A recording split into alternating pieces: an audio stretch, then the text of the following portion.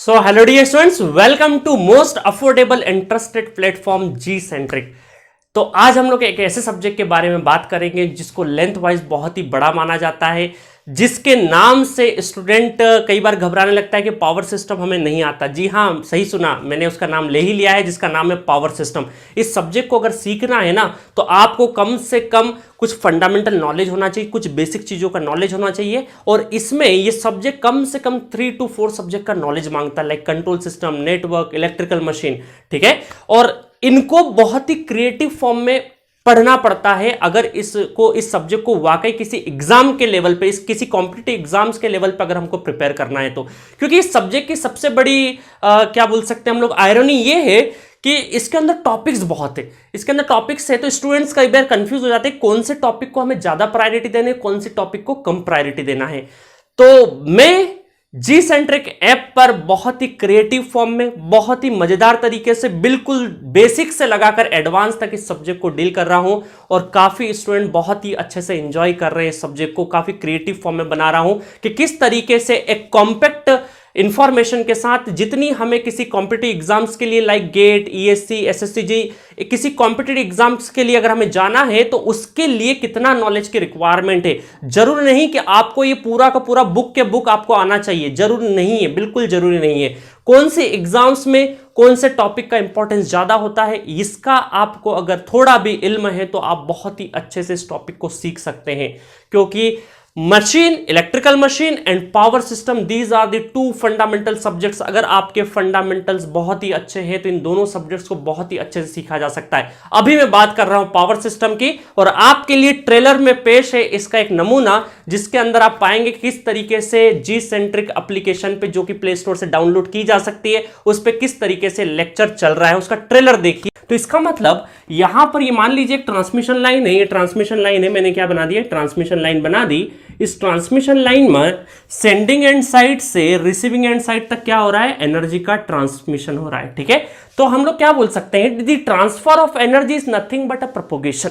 क्या बात समझ में आ रही है कि हम लोग एज एन इलेक्ट्रिकल इंजीनियर क्या बोल सकते हैं, द ट्रांसफर या the traversing of energy is nothing but a propagation. क्या बोल सकते हैं, प्रोपोगेशन बोल सकते हैं, इमेजिनरी पार्ट, ठीक है। तो इस ओवरऑल इन तीनों पैरामीटर में क्या है, एक रियल पार्ट है और दूसरा क्या है आपका इमेजिनरी पार्ट है। मतलब इंडक्टर और कैपेसिटर ये किससे बिलोंग करते हैं, हमारे इमेजिनरी पार्ट से बिलोंग करते हैं। और रेजिस्टेंस किससे बिलोंग करता है, हमारा रियल पार्ट से बिलोंग करता है।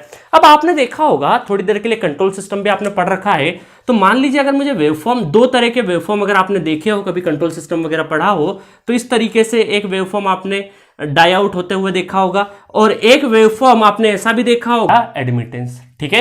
आई बात समझ में। तो इस तरीके से हम क्या बोल सकते हैं कि यहां पर भी ये जो अल्फा है, देखिए इसमें भी क्या है, रियल और इमेजिनरी पार्ट है।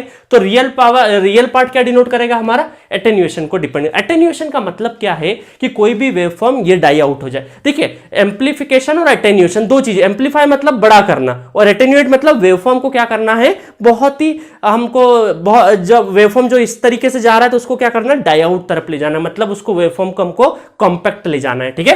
क्या है, सीरीज ड्रॉप, तो उसका मतलब है करंट इनटू स्मॉल जेड और कितने डिस्टेंस के लिए, dx डिस्टेंस के लिए है, ठीक है। और सिमिलरली यहां पर क्या हो जाएगा, यहां पर हो जाएगा v इंटू वाई और ये भी dx लेंथ के लिए है। तो यहां से dx लेंथ क्या हो गई, कैंसिल आउट हो गई। तो यहां से हम z इक्वल टू क्या बोल सकते हैं, i बाई वी, इसको भी बोल सकते हैं 1 by Z into small z divided by small y, ठीक है। तो Z इधर चले जाएगा तो कहीं ना कहीं सर्ज इंपेडेंस हमारा अंडरग्राउंड केबल के लिए क्या रहेगा, कम रहेगा। अंडरग्राउंड केबल के यूजी केबल, ठीक है। अंडरग्राउंड केबल के लिए क्या बोल सकते हैं हम लोग कि अप टू 40 ओम रहेगा, अप टू 40 ओम। क्या बोल सकते हैं हम लोग कि 10 गुना क्या होता है, कम, 1/10 टाइम्स क्या होता है, कम होता है अंडरग्राउंड केबल में surge impedance compare to the overhead transmission line. तो चलिए, तो ये तो मैंने बता दिया कि सर्ज इंपेडेंस क्या होता है, √L/C, जिसका ये तो सिर्फ ट्रेलर था। इसका अगर फुल वर्जन देखना है, जिसके अंदर बहुत ही ज्यादा हम लोगों ने न्यूमेरिकल डिस्कस करे हैं विद थ्योरी, जितना सफिशिएंट थ्योरी होना चाहिए वो सब कुछ डिस्कस किया है।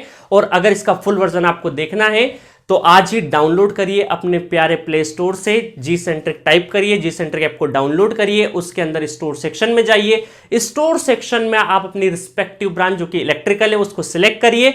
इलेक्ट्रिकल स्ट्रीम में जाने के बाद आपको पावर सिस्टम मिलेगा। पावर सिस्टम के अंदर ये लेक्चर को आप फुल वर्जन में एंजॉय कर सकते हैं एट अफोर्डेबल प्राइस। ठीक है गाइस, तो मिलेंगे नेक्स्ट लेक्चर में, जब तक के लिए बाय एंड टेक केयर।